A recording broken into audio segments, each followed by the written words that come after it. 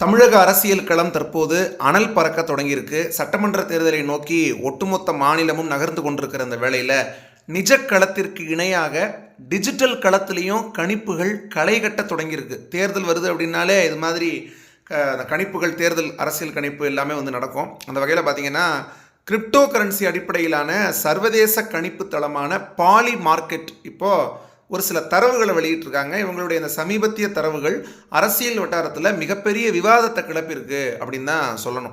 அதாவது poly market அப்படிங்கிறது block chain தொழில்நுட்பத்தினுடைய அடிப்படையில் இயங்கக்கூடிய உலகின் மிகப்பெரிய கணிப்பு சந்தை, ப்ரெடிக்ஷன் மார்க்கெட் தளம். இது ஒரு சாதாரண பெட்டிங் தளம் கிடையாது. மாறாக நிஜ உலகத்தில் நடக்கக்கூடிய அரசியல் மாற்றங்கள், விளையாட்டு போட்டிகள், பொருளாதார நகர்வுகள் மற்றும் சர்வதேச நிகழ்வுகளுடைய முடிவுகளை மக்கள் தங்களுடைய அறிவாற்றலை கொண்டு கணிச்சு அதன் மேல் முதலீடு செய்யக்கூடிய ஒரு வர்த்தக தளம். இங்கே ஒவ்வொரு நிகழ்வும் ஒரு ஆம் அல்லது இல்லை என்ற ஒப்பந்தமாக மாற்றப்படும். ஒரு நிகழ்வு நடப்பதற்கான வாய்ப்பு அதிகமாக இருந்தால் அந்த ஒப்பந்தத்தினுடைய விலை 100 காசுகளை நோக்கி உயரும். வாய்ப்பு குறைவாக இருந்தால் விலை குறையும். இந்த விலை ஏற்றமே அந்த நிகழ்வு நடப்பதற்கான மக்களுடைய கணிப்பு சதவீதம், இம்ப்ளைட் ப்ராபபிலிட்டி என்று அழைக்கப்படுகிறது. எடுத்துக்காட்டாக, தமிழக தேர்தலில் ஒரு கட்சி வெற்றி பெறும் அப்படின்னு 80 காசுகள் விலை இருந்தால் அந்த கட்சி வெற்றி பெற 80% வாய்ப்பு இருப்பதாக சந்தை கருதுது அப்படின்னு அர்த்தம். துல்லியமான தரவுகள் மற்றும் மக்களுடைய ஒட்டுமொத்த கருத்துக்களை பிரதிபலிப்பதால் செய்தி ஊடகங்களை விடவும் தளம் பல நேரங்களில் துல்லியமான கணிப்புகளை வழங்குது அப்படின்னு கருதப்படுது.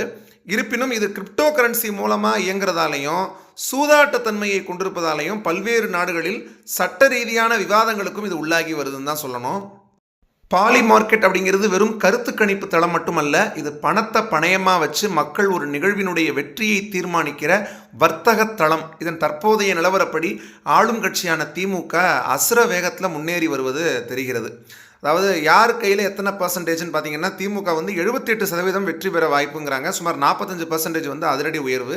அதிமுக 18% வெற்றி வாய்ப்பு அப்படிங்கிற தகவல் வெளியிட்டிருக்காங்க. அதே மாதிரி தாவேகாவுக்கு 5% வெற்றிய வாய்ப்பு.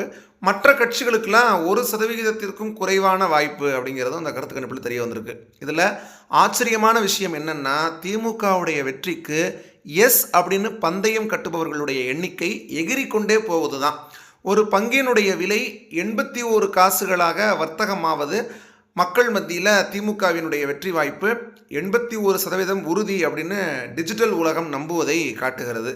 அது மட்டும் இல்லாமல் ஜனவரியிலேருந்து மார்ச் வரையிலான தரவுகளை உற்று நோக்கினால் ஒரு சுவாரஸ்யமான மாற்றம் நமக்கு தெரிய வருகிறது. என்ன அப்படின்னா, ஆரம்பத்தில் அதிமுக மற்றும் தமிழக வெற்றி கழகம் ஆகியவற்றுக்கு சாதகமாக சில ஏற்ற இறக்கங்கள் இருந்துச்சு. ஆரம்பத்தில் ஏடிஎம்கேக்கும் டிவிகேக்கும் ஃப்ளேவராக. ஆனால் பிப்ரவரி மாத இறுதியில் நிலைமை தலைகீழாக மாறிடுச்சுன்னு தான் சொல்லணும். திமுகவுடைய கிராஃப் ராக்கெட் வேகத்தில் உயர தொடங்கியது. மற்ற கட்சிகளுடைய பங்குகள் சரிவை சந்திக்க தொடங்கின.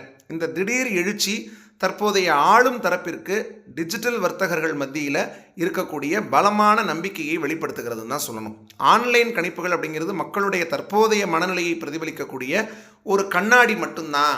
அதுவே இறுதி தீர்ப்பு கிடையாது. அதை நம்ம உறுதியான ஒரு முடிவாக நம்ம இப்போதைக்கு எடுத்துக்க முடியாது அப்படின்னு அரசியல் விமர்சகர்கள் நிறையா பேர் தெரிவிக்கிறாங்க. தேர்தல் நெருங்கக்கூடிய வேளையில் அமையப்போகிற கூட்டணிகள், கடைசி நேர பிரச்சாரங்கள் மற்றும் மக்களுடைய நேரடி வாக்குகள் அப்படின்னு பல காரணிகள் முடிவுகளை மாற்றி அமைக்கலாம் அப்படின்னும் அரசியல் விமர்சகர்கள் தெரிவிக்கிறாங்க. இருப்பினும் இப்போதைக்கு பாலி மார்க்கெட் திண்ணையில் திமுக தான் நம்பர் 1 இடத்துல கெத்தாக அமர்ந்திருக்குன்னு தான் சொல்லணும். டிஜிட்டல் கணிப்பு நிஜமாகுமா அல்லது கடைசி நேரத்தில் ட்விஸ்ட் ஏதாவது காத்திருக்கிறதா அப்படிங்கிறத நம்ம பொறுத்து இருந்து தான் பார்க்கணும். இருந்தாலும் இந்த ஒரு கணிப்பு முடிவுகள் திமுக தொண்டர்கள் மத்தியில் ஒரு பக்கம் டிஜிட்டல் இருக்கக்கூடிய டிஎம்கேக்கு ஆதரவாக பேசக்கூடிய எல்லாருக்கும் ஒரு மிகப்பெரிய ஒரு மகிழ்ச்சியை ஏற்படுத்தியிருக்குன்னு தான் சொல்லணும். உற்சாகத்தில் இருக்காங்க. கண்டிப்பாக இது தேர்தல் முடிவுகளில் இந்த வெற்றியில் இது பிரதிபலிக்கும் அப்படிங்கிறது அவங்களுடைய நம்பிக்கையாக இருக்குது. நீங்கள் என்ன நினைக்கிறீங்க? இந்த தேர்தலில் வரக்கூடிய 17வது சட்டமன்ற தேர்தலில் யார் மிகப்பெரிய வெற்றி கொடியை நாட்டி ஆட்சிக்கு வரப்போகிறா? திமுகவே ஆட்சியை தக்க வைப்பாங்களா, இல்லை வேறு ஏதாவது மாற்றம் நடக்கும்னு நீங்கள் நினைக்கிறீங்களா? உங்களுடைய கருத்துக்களை கீழே கமெண்ட் பண்ணுங்கள். மேலும் உங்களுக்கு பிடிச்சிருந்தால் லைக், ஷேர், சப்ஸ்கிரைப் பண்ணுங்கள். தொடர்ந்து அடுத்தடுத்து பல்வேறு வீடியோக்கள் சந்திப்போம். நன்றி, வணக்கம்.